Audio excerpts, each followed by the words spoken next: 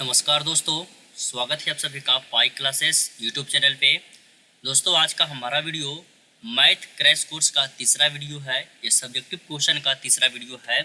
इसके पहले दोस्तों मैथ सब्जेक्टिव क्वेश्चन का क्रैश कोर्स वाला 2 वीडियो अपलोड कर दिया गया था। यदि आप लोग नहीं देखे हैं तो चैनल पर जाकर के आप सभी लोग देख लीजिएगा। इस वीडियो में दोस्तों हम लोग दीर्घ उत्तरीय प्रश्न को सॉल्व करेंगे। 2 वीडियो में हम लोग लघु उत्तरीय जो मैट्रिक परीक्षा में 2 से 3 नंबर में प्रश्न पूछे जाते थे उन सभी प्रश्न को सॉल्व किए थे। और इस वीडियो में हम लोग जो दीर्घ उत्तरीय जो 5 नंबर में प्रश्न पूछे जाते हैं मैट्रिक परीक्षा में उन सभी प्रश्न को सॉल्व करेंगे। तो वीडियो को शुरू से अंत तक देखिएगा, ठीक है।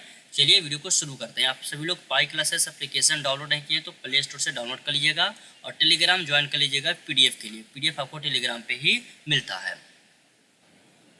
देखिए आज का आपका पहला प्रश्न है, त्रिकोणमिति का कार्य दोस्तों कि सिद्ध करे कि 1 प्लस कॉट स्क्वायर थीटा बटा 1 प्लस कोसेक थीटा बराबर कोसेक थीटा।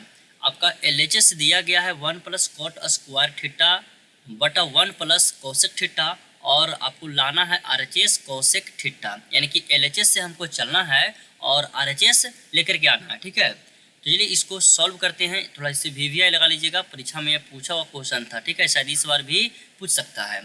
तो चलिए इसको सबसे पहले जो दिया गया है एलएचएस उसको लिखिएगा। यहाँ पे लिखिएगा एलएचएस आपका क्या दिया गया है तो 1 प्लस कॉट स्क्वायर थीटा और बटा हो जाएगा 1 प्लस कोसेक थीटा। यही आपका एलएचएस दिया गया है। और एक फार्मूला आप लोग यहाँ पे साइड में लिख लीजिए, शायद यूज हो सकता है इसमें।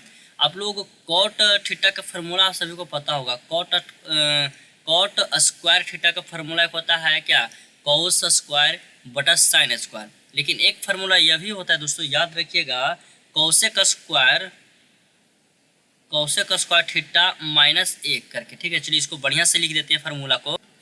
आपका यह फार्मूला याद रखिएगा, कॉट स्क्वायर थीटा बराबर होता है कोसेक स्क्वायर थीटा -1। यह किसका फार्मूला है तो कॉट स्क्वायर थीटा का फार्मूला है, ठीक है। चलिए इसको सॉल्व करते हैं। एलएचएस जो दिया हुआ सबसे पहले लिख लेंगे।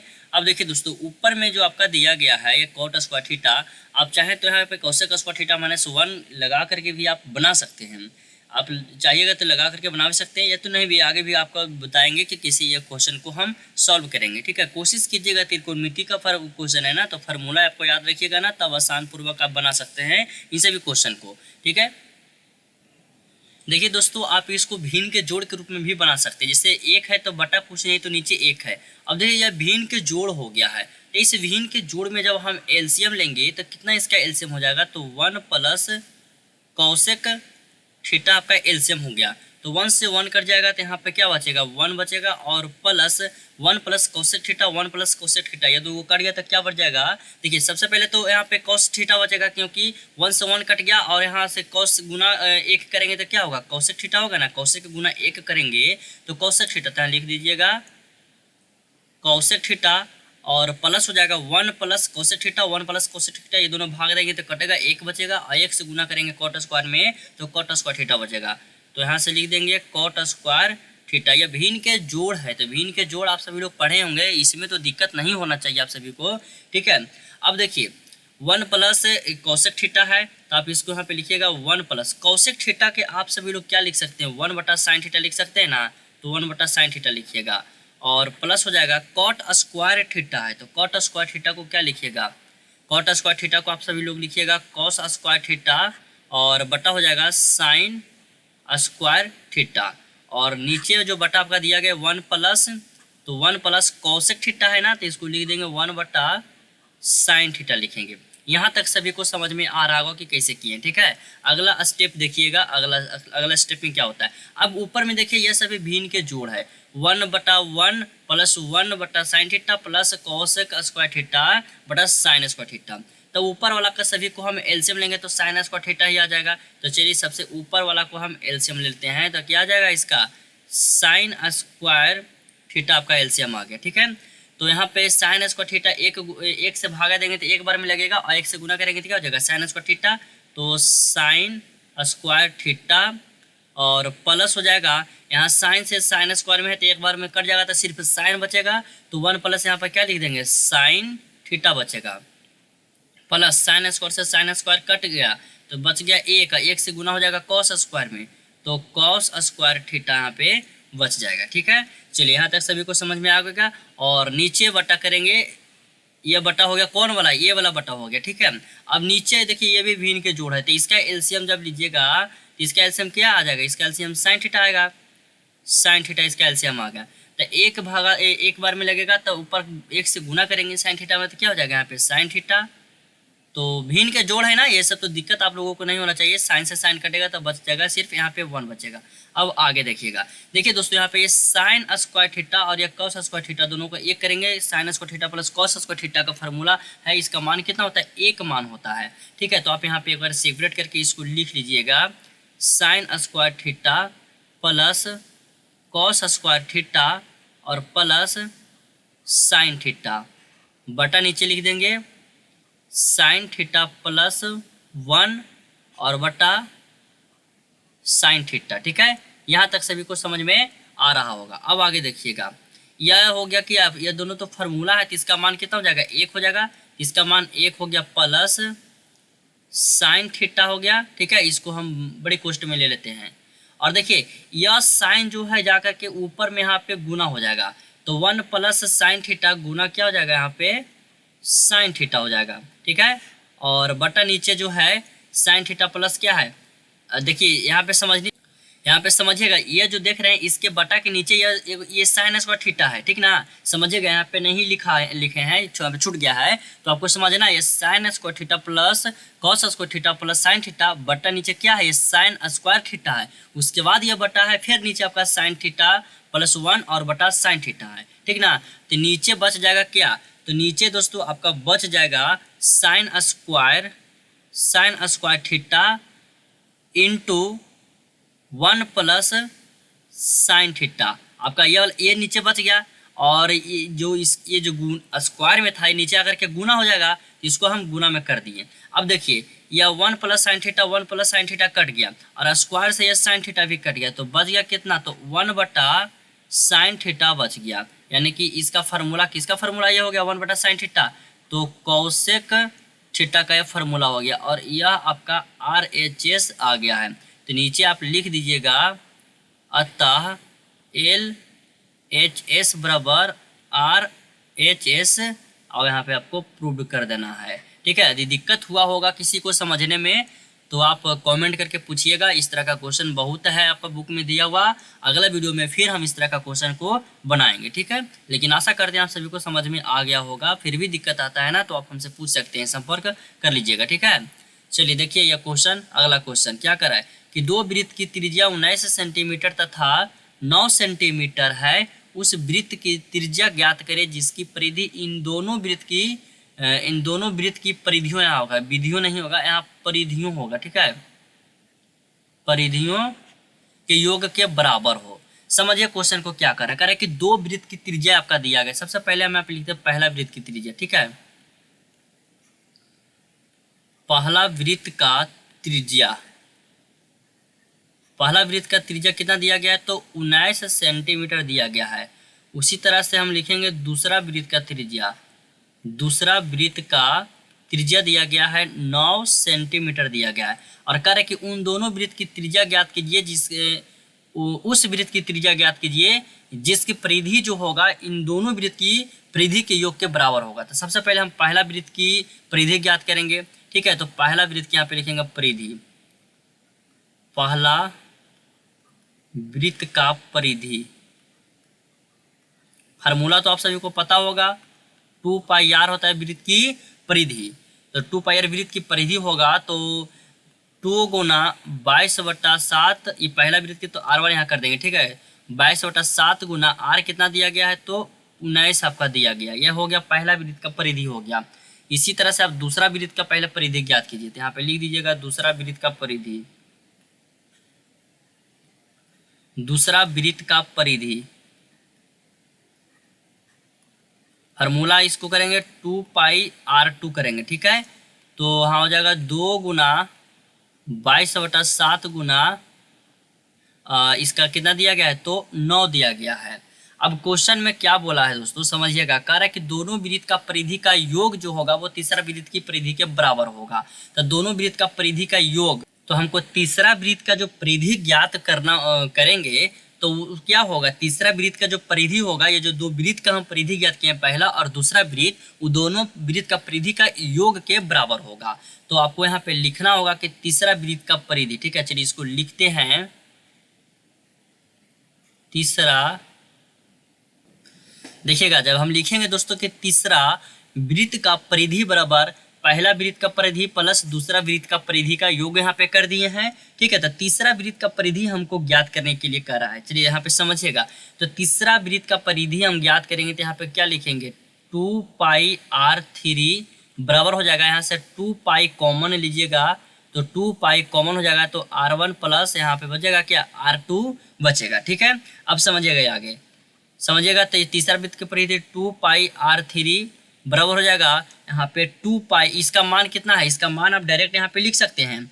इसका मान जो दिया गया है आपका 2πr1 प्लस r2 का मान आपका क्या दिया गया है, तो यहाँ पे डायरेक्ट लिख सकते हैं 2 गुना 22/7 और इंटू r1 का मान है 19 और r2 है 9 दिया गया है, ठीक है। तो इतना हम लिख सकते हैं, यहाँ तक सभी को समझ में आ रहा है। यानी 2πr3 बराबर हो जाएगा क्या, देखिए यह जो दिया गया है 2 गुना 22/7 या 2π का मानना है, तो इसको से आप यहाँ काट सकते हैं। तो यहाँ सिर्फ बचेगा क्या, r3 बचेगा, समझिएगा r3 बराबर हो जाएगा 19 और 9 जोड़िएगा तो कितना हो जाएगा, 28 हो जाएगा। 28 सेंटीमीटर यह हो गया तीसरा वृत्त का त्रिज्या हो गया, ठीक है। कैसे, देखिए यहाँ पे ये 2π जो है या 2π से यहाँ पर काट सकते हैं, डायरेक्ट यहीं पर हम काट देंगे, लेकिन थोड़ा सा एक स्टेप आगे लेके चल गए क्योंकि हमको पूरा डिटेल्स में बनाना है, सब्जेक्टिव प्रश्न है, दीर्घ उत्तरीय प्रश्न, तो थोड़ा डिटेल्स में लेके चलेंगे। तो आप यहाँ से यहाँ काट सकते हैं, तो बचेगा सिर्फ क्या, r3 बचेगा। तो r1 प्लस r2 या r3 बराबर क्या हो जाएगा, r1 प्लस r2 हो जाएगा।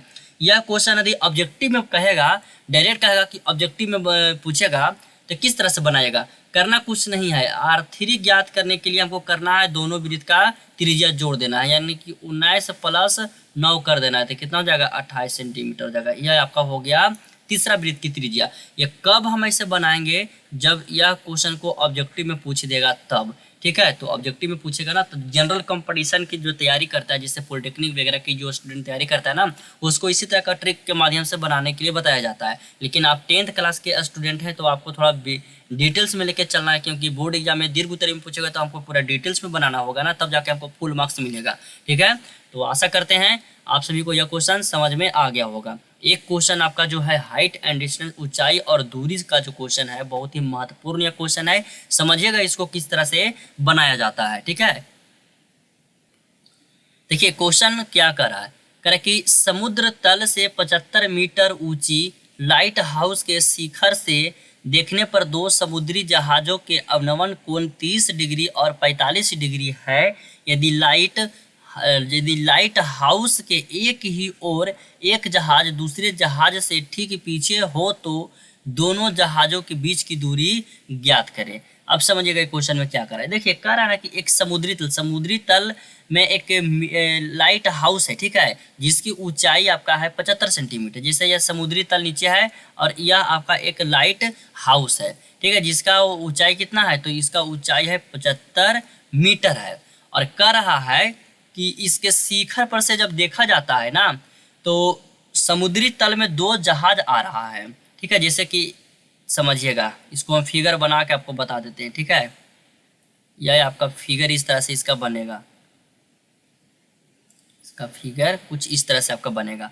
देखिए कह रहा है कि इस शिखर से जब आप देखते हैं समुद्री तल में, तो आपका दो जहाज नजर आता है, एक जहाज यहाँ पे है और एक जहाज यहाँ पे है। तो दोनों जहाज के बीच का जो कोण है, यहाँ पे जो कोण बन रहा है वो बन रहा है 30 डिग्री का कोण बन रहा है। और जैसे जहाज, इसको नाम दे देते हैं जहाज डी है, ठीक है, और यह जहाज सी है।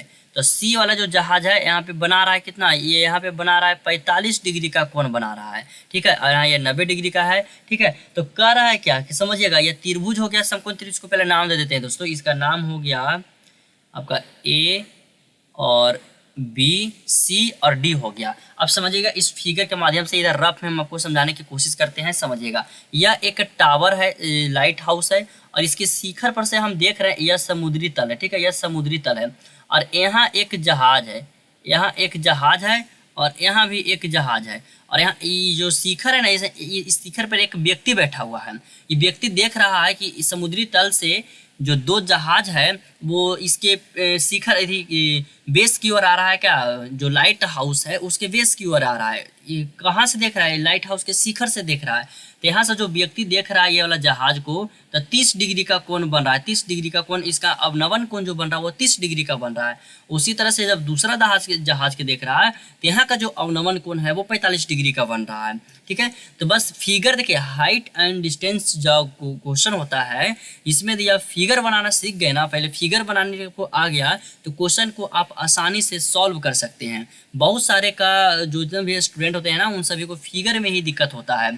तो फिगर बनाने के लिए यदि आप सीख गए तो आपका पूरा क्वेश्चन ही सॉल्व हो जाएगा। अब देखिए हम यह फिगर बना लिए हैं, अब इस फिगर बन गया तो हम क्वेश्चन को सॉल्व कर लेते हैं। किस तरह से सॉल्व करेंगे तो देखिएगा।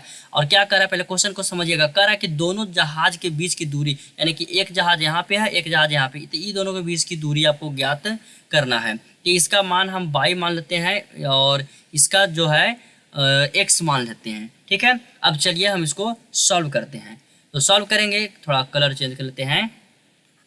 त्रिभुज ए बी सी में चलेंगे। त्रिभुज ए और बी और सी यानी कि 45 डिग्री वाला जो त्रिभुज है ना, सबसे पहले हम इसमें चलेंगे। तो इसमें देखिए लंब आपका दिया हुआ है और हम बेस का मान ज्ञात करेंगे। तो P और B किसके रिलेशन में आता है? tan के रिलेशन में आता है। तो यहाँ पे हम लगा देंगे tan 45 डिग्री बराबर, तो tan थीटा बराबर क्या होता है? AB यहाँ कर देंगे, यानी कि लंब बटा AC हो जाएगा। tan 45 का मान होता है कितना दोस्तों? तो 1 होता है। 1 बराबर हो जाएगा, AB का मान है 75 और AC का मान कितना है? तो x है। यानी कि यहाँ से x बराबर जो आपका आ गया वो कितना आ गया? तो 75 आ गया। ठीक है, चलिए x का मान तो हम ज्ञात कर लिए हैं। अब आगे हमको मान ज्ञात करना है किसको? अब हम त्रिभुज में कौन सा त्रिभुज में चलेंगे? तो त्रिभुज ए बी डी में चलेंगे। देखिए ए हो गया, बी हो गया, डी, यानी कि बड़ा वाला त्रिभुज में चलेंगे। और इसमें भी देखिएगा तो लंब आपका सेम है, यानी लंब आपका दिया हुआ है और हमको ज्ञात करना है बेस। तो बेस ज्ञात करने के लिए आपका x प्लस y करेंगे, जहां x का मान हमको 75 पहले से ज्ञात हो गया है। तो इसमें हम दोस्तों लगा देंगे tan कितना डिग्री लगेगा? 30 डिग्री लगेगा। तो tan थीटा बराबर क्या होता है? इसमें भी ए बी बटा कर देंगे AD करेंगे। ठीक है, AB बटा AD करेंगे। अब समझिएगा tan 30 का मान होता है कितना दोस्तों? 1/√3 होता है, बराबर हो जाएगा AB का मान कितना है? 75 है, और बटा AD का मान, AD बराबर हम क्या लिख सकते हैं? x प्लस y लिखेंगे। ठीक है, अब समझिएगा यहाँ हम तिरछी गुना करेंगे तो हो जाएगा 75√3 बराबर x का मान कितना लाए हैं? 75 और प्लस y हो जाएगा। ठीक है, उसके बाद अब देखिएगा 75√3 और माइनस यह हो जाएगा 75। ये जो 75 देख रहे हैं बराबर की साइड है, लाएंगे तो माइनस में होगा, तो -75 बराबर बाई कर दिए। ठीक है, समझिएगा आगे। अब देखिएगा, अब दोस्तों यहाँ से 75 आप कॉमन ले लीजिएगा। तो 75 जब हम कॉमन ले लेते हैं तो बचेगा √3 - 1 बचेगा और बराबर बाई। इसीलिए हम बाई बराबर यहाँ पे लिख सकते हैं 75 और √3 का मान कितना होता है? 1.73 होता है और -1, इसीलिए y बराबर जो होगा 75 गुना 1.73 में से 1 जाएगा तो कितना बचेगा? 0.73 बचेगा। और इसमें जब आप 75 गुना 0.73 कीजिएगा ना तो आ जाएगा 54.9 मीटर आ जाएगा। ठीक है, यह जो आपका आ गया दोस्तों वह दोनों नाव के बीच की दूरी आ गया। ठीक है, जैसे देखिए नाव आपका है, एक नाव यह है C और यहाँ पे D है, तो यह दोनों नाव के बीच की दूरी कितना आ गया है? तो 54.9 मीटर आ गया है दोनों नाव के बीच की दूरी। आप नीचे लिख सकते हैं अतः दोनों नाव के बीच की दूरी, अतः दोनों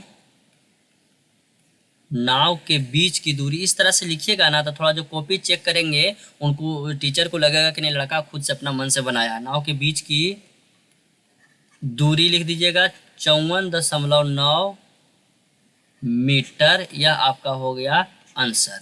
तो इस तरह से आपको बनाना है, ये प्रश्न परीक्षा में पूछेगा तो। आशा करते हैं आपको समझ में आ गया होगा। दिक्कत कहीं हुआ हो तो आप हमसे संपर्क करके पूछ सकते हैं। ठीक है दोस्तों, तो आज के लिए इतना ही रखते हैं। और एक लड़का का क्वेश्चन होमवर्क शायद लगता है व्हाट्सअप किए थे, पूछ रहे थे, तो उनका क्वेश्चन देखिए इसमें बनाएंगे, वीडियो लंबा हो जाएगा।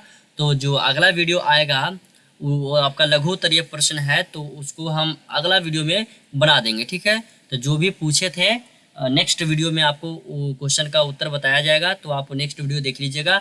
जो भी आपका प्रॉब्लम है वो सॉल्व कर दिया जाएगा। ठीक है, ये दीर्घ उत्तरीय वाला प्रश्न है, तो दीर्घ उत्तरीय वीडियो थोड़ा लंबा हो रहा है। रखते हैं आज के लिए इतने ही, मिलते हैं अगले क्लास में। वीडियो पसंद आया हो तो वीडियो को लाइक कीजिएगा, चैनल पर पहले आए तो चैनल को सब्सक्राइब करके बेल आइकन को प्रेस कर लीजिएगा।